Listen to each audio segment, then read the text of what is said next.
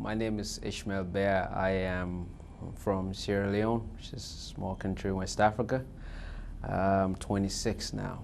I wrote a book about my experiences during the civil war in Sierra Leone, first running from it, losing family, and then being pressed into it to fight as a child soldier for several years, and getting out of it as well. No. Before I became a child soldier, I'd never actually held a gun in my hand. If anything, as children, we had kind of played fight, like doing war games, make-believe, things like that. And, also as a kid, there was a lot of interest in, films, like American films, like Rambo and things like that. So war to us was not real in a sense, because it was more like in the films and in the movies and things like that, until those things changed in 1993. My childhood before the Civil War was very, very happy. I grew up, I didn't have the luxuries of electricity or television or tap water, but I had a very happy life. In the morning I went to bathe in the river, and I went to school. And after school, during lunch, I played soccer. I went swimming with friends. I went to see my grandmother in the village on the farm. I was a very mischievous child in a lot of ways.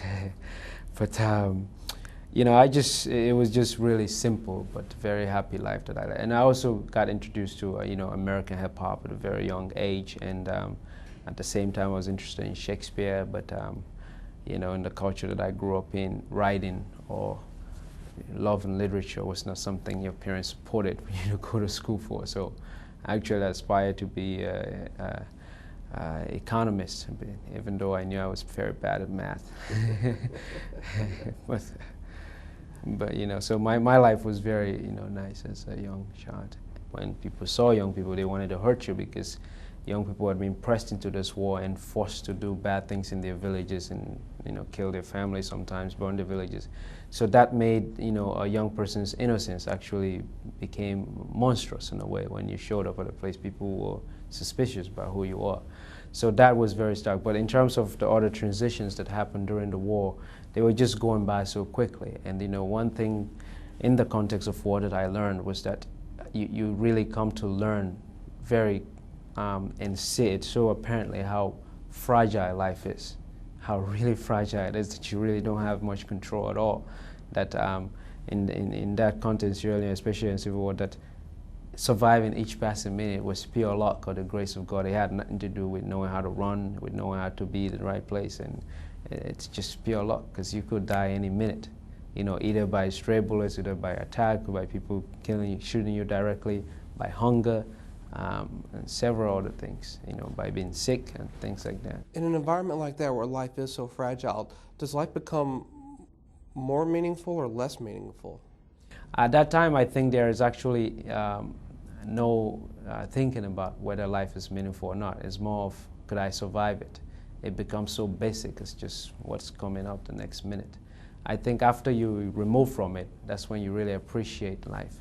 Life doesn't become meaningful, it becomes very cheap, because you've seen too many people killed, and the sanctity for life goes flying out the window. There's no respect for it at all. And because this war got so much out of hand, there was no one to hold anyone accountable. There was no one policing anyone. Anyone could do anything at any minute and get away with it, and there was no repercussion. I don't understand how it went so rapidly from being something like Eden to something like the deepest circle of hell. And it didn't seem to have a lot of stops in between, because it's not just war.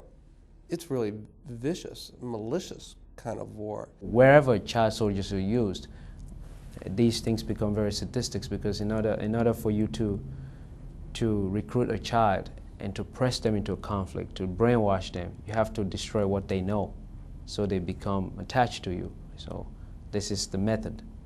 So what they do, they make you destroy your own village, kill your own family, so you lose community, you lose whatever is there to you, so they become like your surrogate family, and you become part of them. You're traumatized, you're drugged up, so you're able to carry on this. In order for you to get more recruits, because these wars, when they start, they're not buying mercenary groups and they're not buying well-trained soldiers. They're full of recruiters, children, and whoever they could catch. and children are cheap, you know, so you don't have to pay them. You know, there was no uniform. You know, you can wear a shorts and no shirt on and flip-flops, and with an AK-47 you're good to go.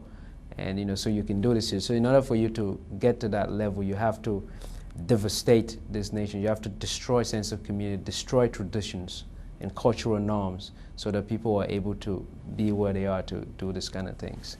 So that's why these wars are sadistic as they are. And I started descending into this hell. But you know, as I said earlier, you know, as time went on, you know, with the constant trauma, the constant violence, and the constant use of drugs, I came to fully embrace this word and normalize it, because it's the only thing I knew. The squad became like my family, because I had no family. I looked up to the commanders as like a father figure. So, and this became my life, and I fully embraced it. So that took about a year running from the war, and then being pressed into it for another, I don't know, 2-3 weeks to a month or so. You know, I started slowly descending into this, and then 3-4 months later, I was fully into this, and it became my life. And the life in that war, and I think it's the same with most wars, is that you either killed or you were killed. You know, it became that simple.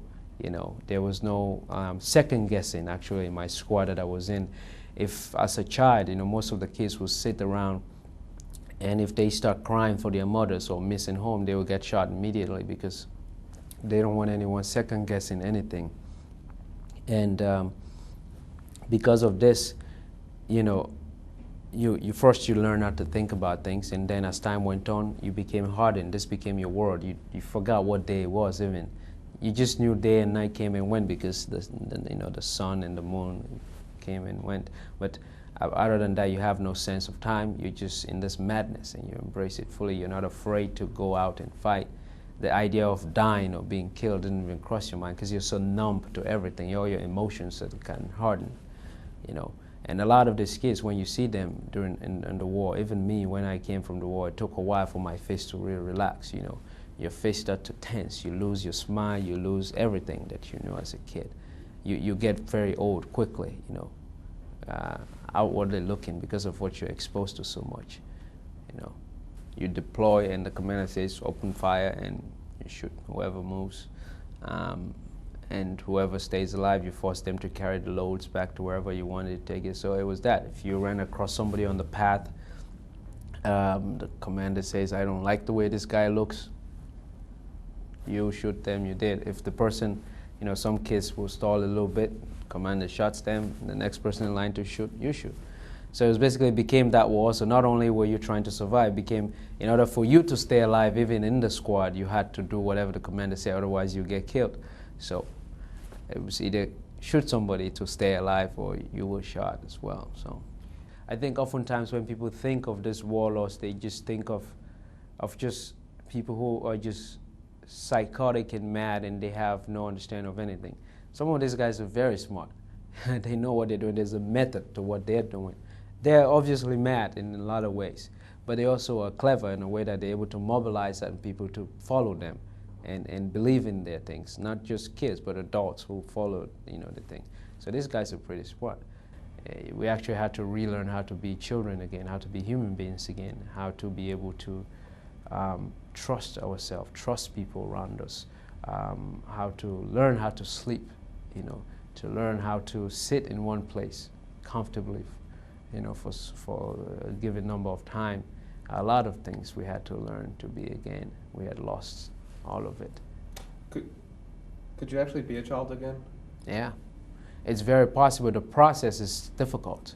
It's not as easy as some people make it seem. You know, you don't remove the kid from the war and they're fine. I think for that matter, not just children.